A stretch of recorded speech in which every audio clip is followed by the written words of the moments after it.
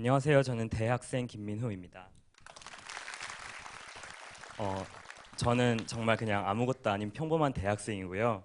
저 같은 평범한 학생이 이렇게 특별한 자리에 나와서 발표 같은 것을 하게 돼서 사실 부담이 되게 많이 돼요. 부담이 많이 되는데 그 부담을 무릅쓰고 이 자리에 꼭 나오고 싶었던 이유가 있어요. 바로 우리 20대들이 느끼고 있는 이 사회에 대한 것들, 우리 20대가 이 나라가 어떻게 됐으면 좋겠는지에 대한 것들을 꼭 한번 말해보고 싶다는 생각이 들어서 이 자리에 나오게 되었어요. 제 발표가 좀 많이 부족할 텐데 그래도 부족하지만 잘 들어주시면 정말 감사하겠습니다.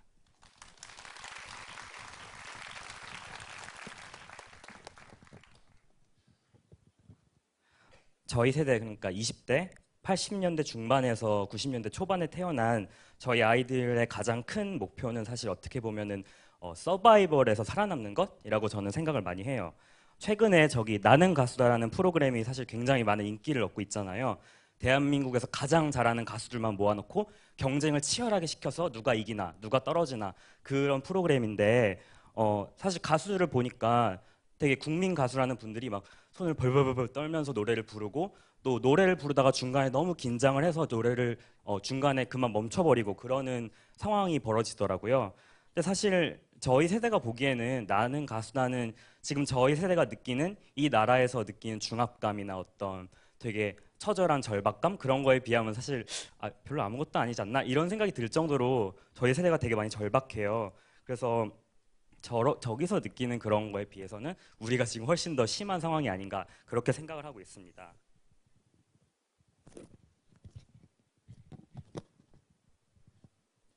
죄송합니다. 네, 어, 한마디로 말해서 정말 숨이 막혀 죽을 것 같아. 그러는 것이 저희 세대의 공통적인 의견인데요. 아무리 스펙을 쌓아도 보장되는 게 아무것도 없는 사회. 여기 제가 쭉 열거를 해놨지만 뭐 학점 관리부터 시작해서 영어 공부, 알바, 인턴, 교환학생, 봉사활동, 동아리활동 이렇게 우리 사회가 우리에게 원하는 것들을 다 해도 사실 우리를 기다리고 있는 것은 뭐 비정규직 2년짜리 그리고 2년 지나면 다시 우리를 잘라버리고 그리고 굳이 취업 문제가 아니어도 명문대 학생들조차도 너무 취업이 안 되니까 과외 선생님을 해야만 돈을 벌 수 있는 그런 상황이에요. 그리고 뭐 그런 문제가 아니어도 이를테면 25년이나 뭐 30년 이상 돈을 한 푼도 안 쓰고 벌어야지만 서울에 겨우 집을 마련할 수 있는 이런 나라에서는 사실 우리가 어떻게 보면 숨 막혀 죽지 않고 살아있는 게 되게 신기할 정도라고 저는 생각이 들고 있습니다.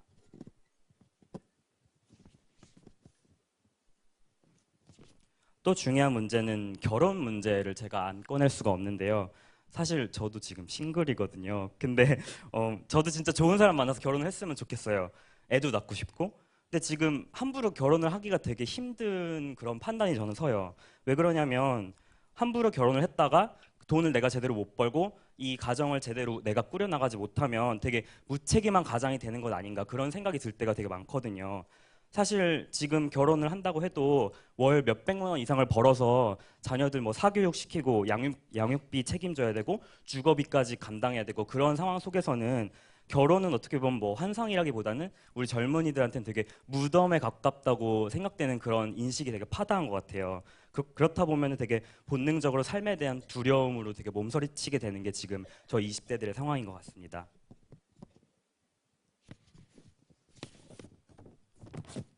제가 너무 심각한 얘기만 해서 잠깐 화제를 돌려보려 그래요.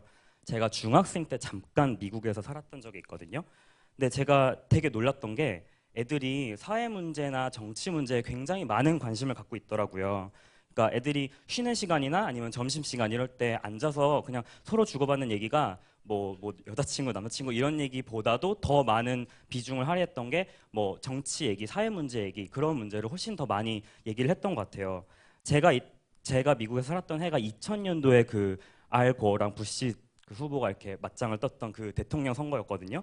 근데 제 친구들, 그러니까 중학생들, 중3, 중2 학생들이었는데 그 학생들 사이에서는 여기 오른쪽에 있는 LA 레이커스의 되게 유명했던 지금도 유명한 코비 브라이언트 선수보다 알 고어 후보가 훨씬 더 인기가 많았던 것으로 저는 기억을 해요. 그걸 보면서 얘네들은 정말 특이한 사고 방식을 갖고 있구나. 왜 얘네들은 이렇게 사회 문제에 관심이 많을까? 그런 생각을 하면서 한국에 돌아왔던 경험이 있습니다. 어, 스포츠 스타보다 더 많은 정치인들의 이름을 알고 있고 어떤 정치인은 어떤 성향을 갖고 있고 또 어떤 장관들이 어떤 정책을 내서 그런 정책들은 어떤 문제가 있고 그런 대화들을 되게 스스럼 없고 자연스럽고 허심탄회하게 중학생들이 고등학생들이 그렇게 할 수 있는 그런 미국의 학생들을 보면서 아 정말 이 나라가 비록 부족한 점이 많다고 여겨지기도 하지만 한편으로는 되게 괜히 정치 선진국이라고 불리는 게 아니구나 그런 생각을 하면서 한국에 돌아왔던 적이 있어요.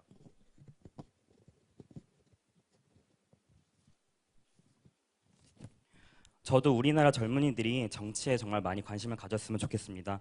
나아가서 단순히 정치에 관심을 가지는 것뿐만이 아니라 20대들 스스로 나서서 정치를 한번 해보고 싶다 그런 생각이 드는 그런 나라가 됐으면 좋겠어요. 근데 그런 나라가 되려면 우리 20대들의 고민과 그리고 아픔을 정말 진심으로 마음을 담아서 응원해주고 이해해주고 하는 감동을 주는 정치가 먼저 우리나라에 있어야 된다고 저는 생각을 많이 하고 있습니다.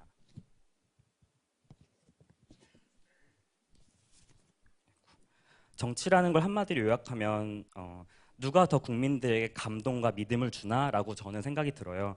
뭐 여기 제가 말했던 정치력, 언변, 연설 방법, 경력, 뭐 누가 더 연설을 잘하나 이런 것도 물론 중요하겠지만 무엇보다도 국민 한 명 한 명에게 그 사람들에게 감동을 주고 그 사람들이 눈물을 흘리게 할 수 있는 그런 사람들이 진짜 정치에서 사람들의 선택을 받는 그런 사람들이 아닐까 생각을 하고 있습니다.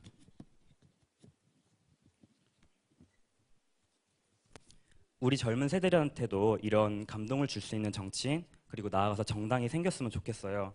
사실 저희 어른들은 잘 인식을 못 하실 수도 있는데 저희 정말 죽을 것 같거든요. 근데 이런 정말 숨막히는 세상 속에서 젊은이들한테 꿈과 희망의 메시지를 마음껏 던져줄 수 있는 그런 정치인들이 우리나라에도 많이 생겨났으면 좋겠어요.